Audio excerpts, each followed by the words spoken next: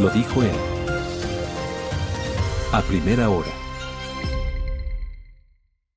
Seguimos, 7:25. Algunos están rayándome porque dicen en qué país vivo. Por favor, el precio del gas de uso doméstico es de $1.65. Que porque le llevan a la casa, le cobran otro valor, es otra cosa. Pero el precio del gas de uso doméstico es $1.65.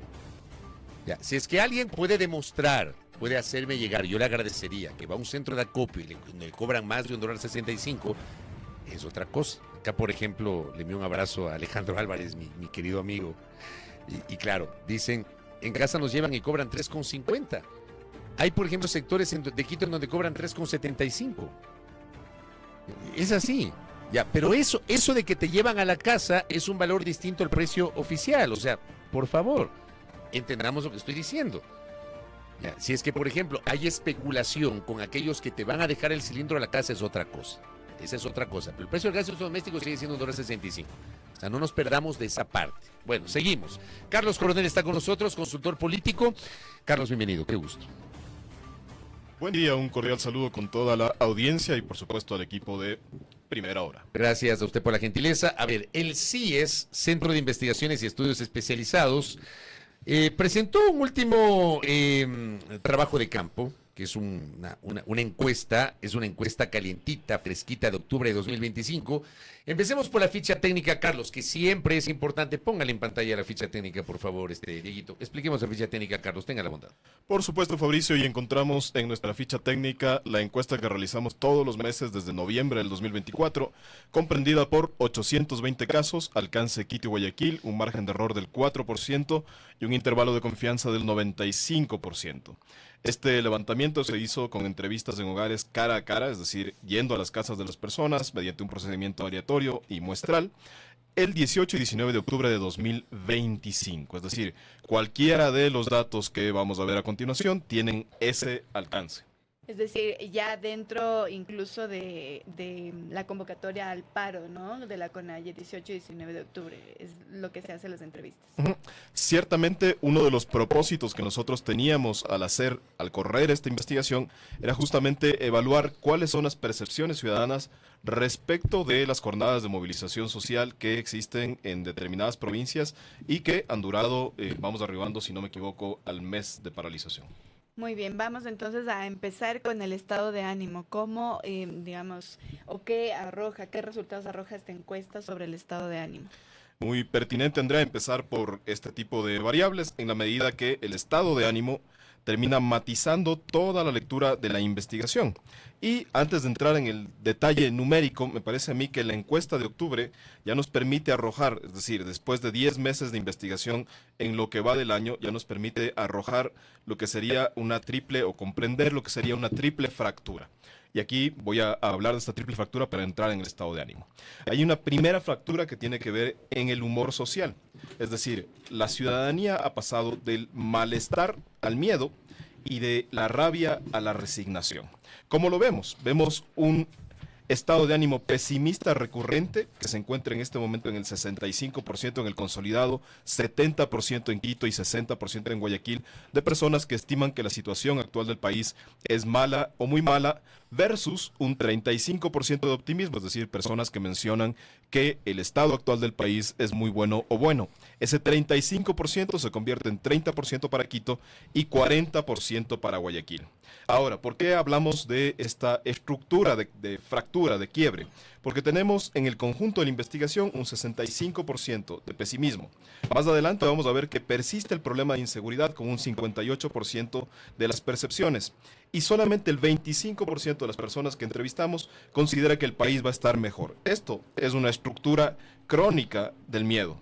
Y al ser una estructura crónica, al verla nosotros repetitivamente en investigación durante estos 10 meses, ya podemos hablar que esto se ha convertido no solamente en una situación de malestar respecto a un momento de la realidad, sino una consideración o un estado emocional de los ciudadanos de miedo. Ahora, ¿qué pasa cuando la gente tiene miedo? Únicamente sobrevive. Y van a pasar 3 efectos, y eso nos va a demostrar la investigación, respecto de esa supervivencia. Primero, que la expectativa relacionada al gobierno baja un poquito la vara. Es decir, no se trata, ya no hay la alta expectativa en este momento de las grandes soluciones del país, ¿no? De los cambios estructurales del país.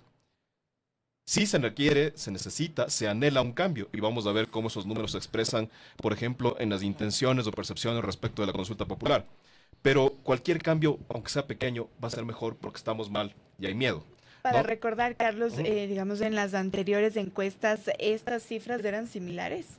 Sí, las cifras, si ustedes recuerdan, en el peor de los momentos creo que llegamos al 71, 72% en el consolidado de pesimismo, pero no hemos tenido un momento en esta investigación de más de 12 meses, de más de 10 meses, perdón, en el cual, digamos, hay más optimismo que pesimismo en el Ecuador.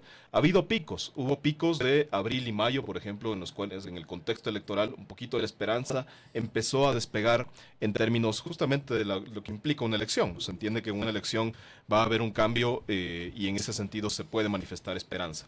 Habría un segundo, digamos, comportamiento de fractura que se da entre el gobierno y la confianza, ¿no? En este contexto, por ejemplo, si pensamos en la inseguridad, si ya la inseguridad se ha vuelto tan recurrente, deja de ser solamente un problema.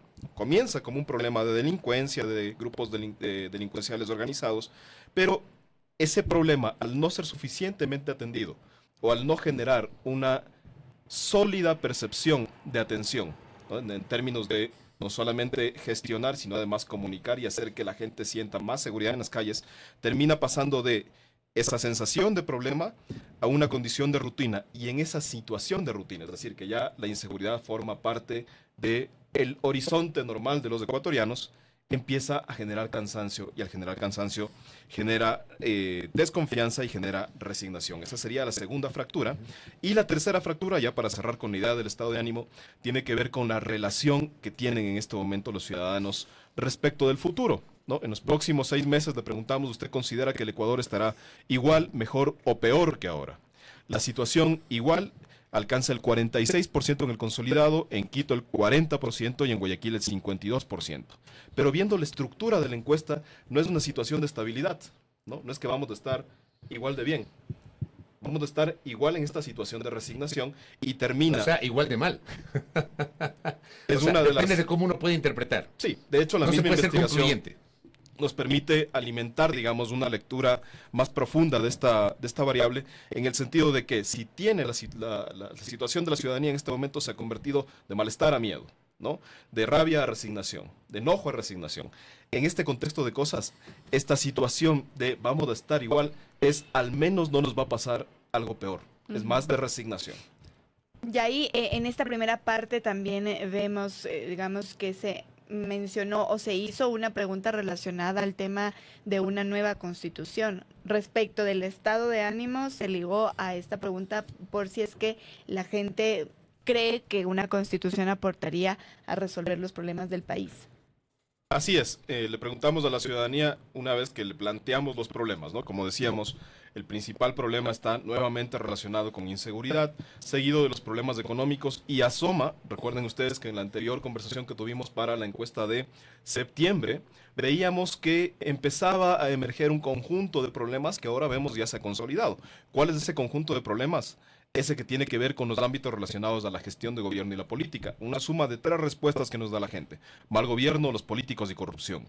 Esa proporción que en septiembre estaba emergiendo, ahora en Quito alcanza el 28%, era 16% en septiembre, en Guayaquil el 11%, que era el 9% en septiembre, y en el consolidado el 19%, que era el 12% en septiembre.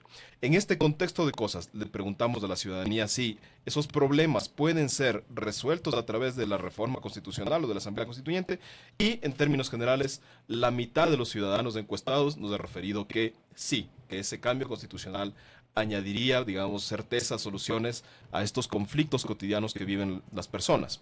Ahora, ese 50% sí es un número importante, pero también nos deja rastro de este proceso, de esta fractura que digo yo, que es la segunda fractura de desconfianza, ¿no? Cuando no se atiende suficientemente un tema, en este caso seguridad y economía, y además emerge este problema de mal gobierno.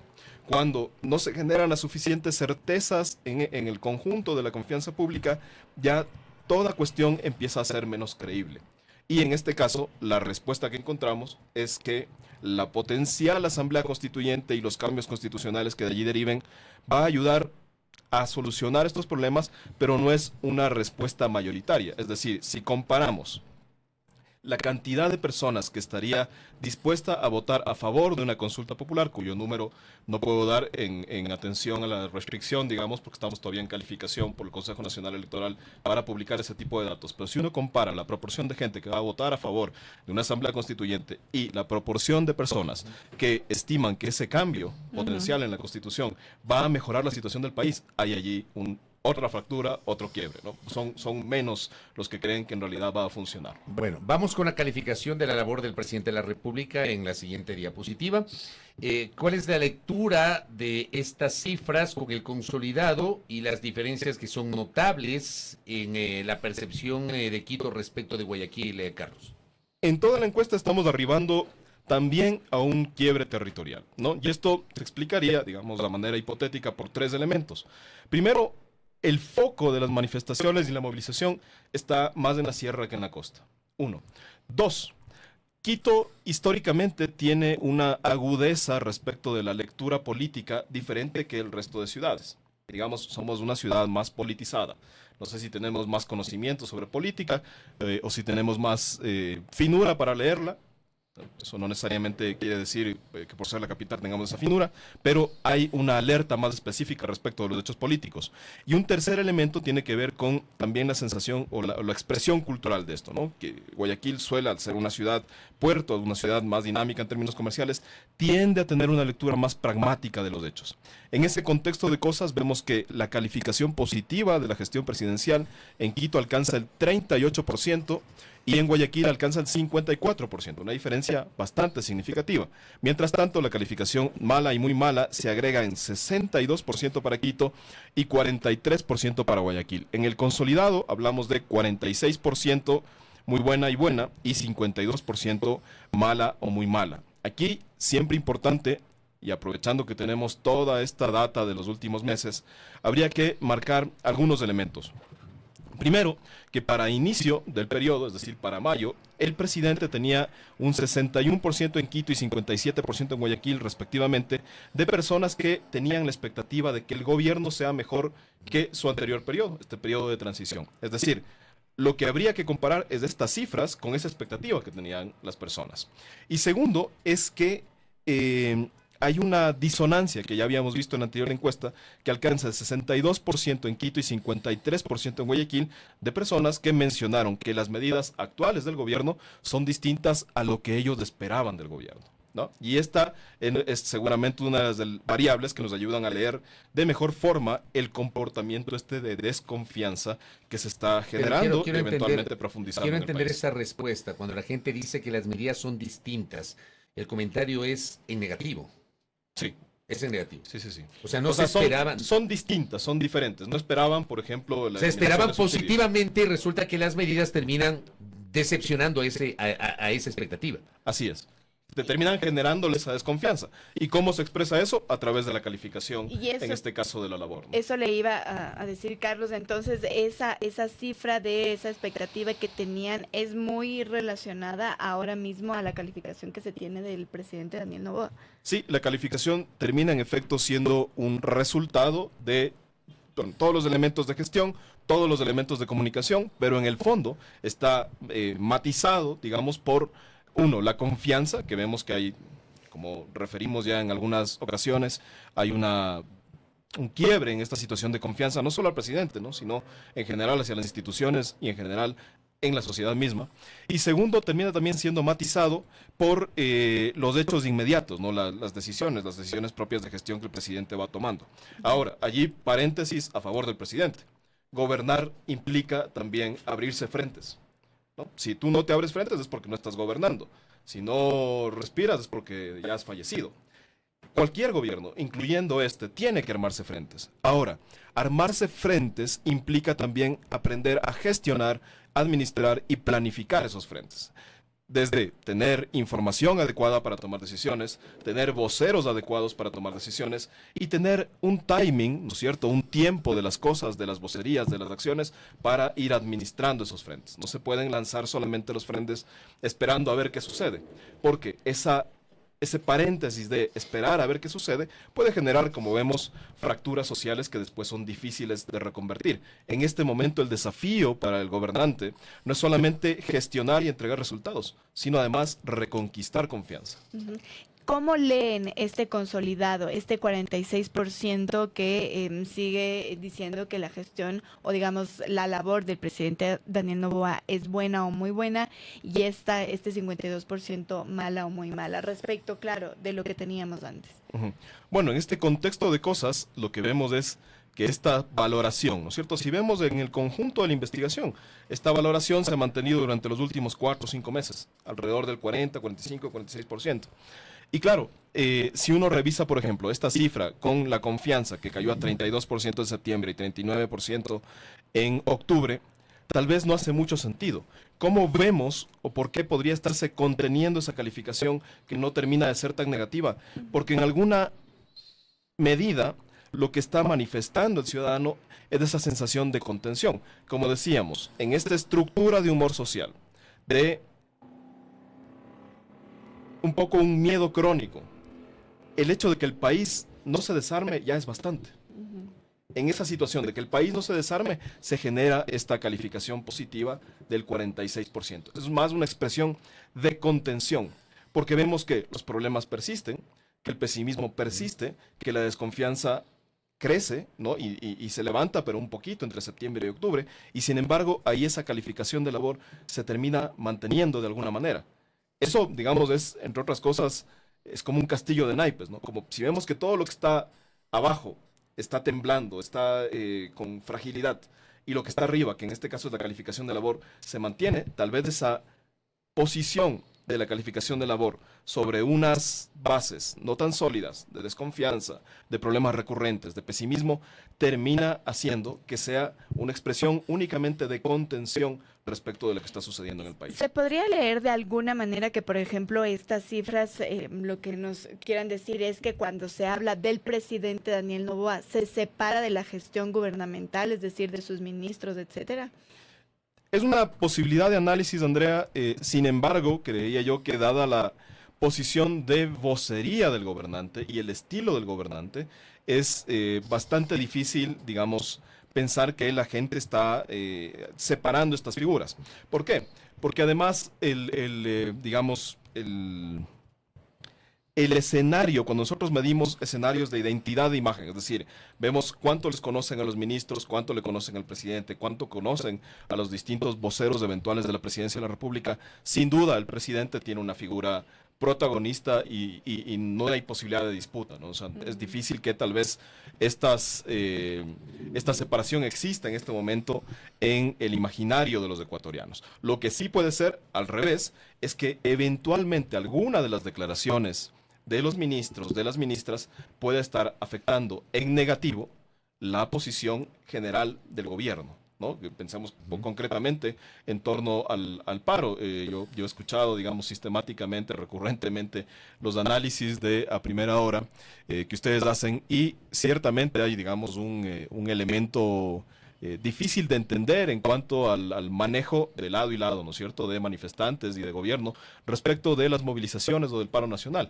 Eso sin duda le está afectando en este momento al gobierno y nos está afectando a todos para ser objetivos, ¿no? Revisemos lo del posparo, que también está incluida dentro de esta encuesta del Centro de Investigaciones y Estudios Especializados, donde se ha planteado una pregunta que está en la pantalla. ¿Cree usted que después del paro y las medidas del gobierno, como la eliminación del subsidio al diésel, el presidente Daniel Noboa, y hay 3 opciones que han planteado, sale fortalecido y con mayor capacidad para gobernar, queda debilitado y debería reconsiderar su forma de actuar, o se mantiene igual, pues los conflictos sociales son parte de gobernar? Análisis cuantitativo y cualitativo, Carlos Cornell. Bueno, aquí la cifra más importante, me parece a mí, tiene que ver con que se mantiene igual, pues los conflictos sociales son parte de gobernar. Esto es llamativo en términos de ciudadanía, ¿no? O sea, le están diciendo, oiga, usted igual tiene que hacerlo, con este grupo o con otros grupos, igual tiene que administrar el disenso. Y es un mensaje importante de la ciudadanía, en este caso a través de la investigación, para la comprensión de la gestión pública. Esto alcanza el 36% en Quito, el 55% en Guayaquil y el 43% en el consolidado. Ahora, aquí hay un mensaje adicional. ¿Recuerdan ustedes febrero del anterior año, cuando hubo el secuestro a TC Televisión? Estoy bien en las fechas, ¿no es En cierto? enero, sí, del año. Enero del año pasado. En ese Para contexto... ser exactos, 8 de enero del año pasado. Gracias, doctor Vela. Usted es el vademecum y la referencia histórica de la Radio Nacional. Ese contexto en el cual el miedo podía ser una narrativa ya no existe. Ya es muy diferente. ¿Por qué? Porque ese miedo, al estar tan presente, ya se vuelve resignación. En ese contexto de cosas, tal vez esa sensación de conflicto, de mostrar amigo enemigo, ya no termina siendo tan vigente. Y esta respuesta de se mantiene igual, pues los conflictos sociales son parte de gobernar, es una expresión de aquello. Luego tenemos una siguiente opción de respuesta que los ciudadanos mencionaron, en que queda debilitado y debería reconsiderar su forma de actuar. Esta posibilidad alcanza el 38% en Quito, el 25% en Guayaquil y el 31% en el consolidado. Como vemos, vuelve a plantearse esta diferencia territorial de visiones, ¿no es cierto?, entre Quito y Guayaquil. Y hay una tercera respuesta que tiene que ver con sale fortalecido y con mayor capacidad de gobernar, que en Quito alcanza el 22%, en Guayaquil el 20% y en el consolidado el 21%. Ahora, yo quisiera añadir allí 2 o 3 elementos. El primero es que hay que comprender esta movilización, más allá, digamos, de los elementos específicos que la hayan motivado, que aparentemente en este caso es el asunto del subsidio del diésel. Hay que comprenderlo también como una posibilidad de descontento acumulado. Es decir, en 2019 tuvimos paro entre el 2 y el 13 de octubre. 10 personas fallecidas. En 2022 tuvimos paro entre el 13 y 30 de junio, 8 personas fallecidas. Y en lo que va de este paro del 2025, estábamos hablando prácticamente de un mes, tenemos 3 personas fallecidas. Si tenemos más o menos cada 3 años estos síntomas importantes de movilización ciudadana, seguramente estamos también en una posibilidad de crisis de representación y deberíamos leer el paro en ese contexto. Pensemos además que entre este conjunto de 6 años, ¿no?, entre el 2019 y el 2025, además pasó una situación muy particular en este país y en el mundo, que fue la pandemia. En ese contexto de pandemia, ustedes recordarán los datos, ¿no? Llegamos al 83% de estado de ánimo negativo y la gente en ese momento no sentía un respaldo de parte de las autoridades, de parte de los gobiernos de turno. Bueno, en ese contexto de cosas, tal vez estemos hablando, muy seguramente, de un descontento acumulado y de una crisis de representación. Por lo tanto, las movilizaciones de hoy deberían, y seguramente de mañana, leerse en ese contexto. Frente a eso, también les preguntamos a las personas si le planteábamos una dicotomía argumental, ¿no? Algunas personas opinan que el presidente debe mantenerse firme y no ceder a los reclamos de la gente, y otras personas, en cambio, dicen que el presidente debería escuchar y atender las demandas de la gente. ¿Con quiénes estaría usted más de acuerdo? Yo creo saber, al menos en este estudio, cuál sería su respuesta. Vemos que a nivel consolidado, el 30% nos menciona que el presidente no debe ceder, mientras a nivel Quito nos dice el 24% que no debería ceder y en Guayaquil el 35%. En el caso de la opción presidente debe atender las demandas de la gente, pero principalmente debe escuchar las demandas ciudadanas y atender a la gente, el 65% del consolidado nos dice debería hacer esto, en Quito el 75% y en Guayaquil el 56%. Creo que esta variable nos permite además comprender por qué es que se da este quiebre territorial en las visiones sobre el paro, sobre la gestión de labor respecto del gobierno en este contexto de movilizaciones, ¿no? Y hay otra variable que también creímos importante en términos de que la movilización no necesariamente debe implicar violencia, es decir, en cualquier país democrático, lo adecuado es que los procedimientos de representación, tanto del legislativo como del ejecutivo, y no nos olvidemos que además este país tiene una función adicional que tiene que ver con la participación social y ciudadana. En un país democrático, normalmente esas válvulas de escape deberían existir para alimentar el diálogo, gestionar el consenso y gestionar el disenso. Por lo tanto, la movilización no siempre tiene que implicar violencia. ¿Cómo ven los ecuatorianos esto? Le preguntamos a través de la siguiente variable. ¿Qué frase se acerca más a su forma de pensar respecto a las movilizaciones en algunas provincias del Ecuador? Primera opción, los manifestantes han actuado de manera violenta. Segunda opción, policías y militares han abusado del uso de la fuerza. Tercera opción, manifestantes, policía y fuerzas armadas han actuado de manera violenta. Allí que encontramos en el consolidado, únicamente voy a dar los datos, los manifestantes han actuado de manera violenta, 26%, policías y militares han abusado del uso de la fuerza, 32%, y los manifestantes, la policía y Fuerzas Armadas han actuado de manera violenta, 35%. ¿Qué estamos viendo a través de estos datos? No es una competencia de quién actúa más violentamente. La percepción de los ecuatorianos es que esto no está bien. Es decir, que no es que diferencian abuso de poder de manifestación violenta. Todos están en un contexto de violencia que, si relacionamos esto en la situación actual del país, este miedo, resignación, no es lo que esperan. Esperan más bien un liderazgo dialogante que escuche, que tal vez no necesariamente derogue las medidas, porque, insisto, gobernar implica eventualmente tomar estas decisiones que terminan siendo impopulares. Pero Carlos, la gestión de eso es determinante en este contexto. Carlos, en de 30 miedo y segunditos resignación. estoy pasadísimo, pero Karen Aro, mi colega periodista, me pide que le pregunte. Quisiera entender cómo se analiza las cifras sobre el paro sin tomar en cuenta Imbabura. Pues no es un paro nacional, sino local. Quisiera comprender esa lectura. 30 segunditos, Carlos. Sí, me parece muy relevante la inquietud de la señora Aro, y es, insisto, el alcance de la investigación es ese. No estoy diciendo con esto que, digamos, no hay que considerar Imbabura, simplemente la ficha técnica nos permite hacer este trabajo de investigación. Y habría no solamente que considerar en un estudio más detallado la provincia de Imbabura, sino todo el contexto nacional. Carlos, gracias por el tiempo. Muy gentil. Muchas Muchísimas gracias a gracias, ustedes. Carlos. Carlos Coronel, consultor político, haciendo el análisis de la última encuesta del CIE, Centro de Investigaciones y Estudios Especializados. Primera plana. Todas las noticias, todas las voces.